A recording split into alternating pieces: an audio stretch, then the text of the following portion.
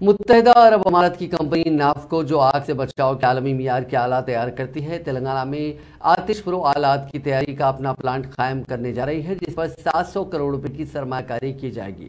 تقریباً 100 ممالک میں اس کمپنی کا عالمی نیٹ ورک موجود ہے اور وہ اب نیشنل اکیڈمی آف کنسٹرکشن کے اشتراک سے تلنگانہ میں اپنا یونٹ قائم کرے گی۔ کمپنی کے صدر نشین ایگزیکٹو آفیسر خالد علی خطیب نے وزیر انفارمیشن ٹیکنالوجی کے ٹی راما راؤ سے دبئی میں ملاقات کے دوران یہ انکشاف کیا۔ آگ سے بچاؤ کے آلات کی تیاری میں نافکو کمپنی دنیا بھر میں شہرت رکھتی ہے اور تلنگانہ میں وہ 700 کروڑ روپے کی سرمایہ کاری کے ذریعے اپنا یونٹ قائم کرنے جا رہی ہے۔ نافکو نے کہا کہ وہ مستقبل میں تلنگانہ اور ہندوستان میں اپنی سرگرمیوں کو وسعت دینے کے لیے پر امید ہے۔ کے ٹی آر نے اس اعتماد کا اظہار کیا ہے کہ تلنگانہ میں آگ سے بچاؤ کے آلات کی تیاری کے پلانٹ کے قیام سے ہندوستان کی طلب کی تکمیل ہوگی۔ اس کے علاوہ کمپنی نے کے ٹی آر کی تجویز پر تلنگانہ میں نیشنل اکیڈمی آف کنسٹرکشن کے اشتراک سے عالمی سطح کی فائر سیفٹی ٹریننگ اکیڈمی کے قیام سے بھی اتفاق کر لیا۔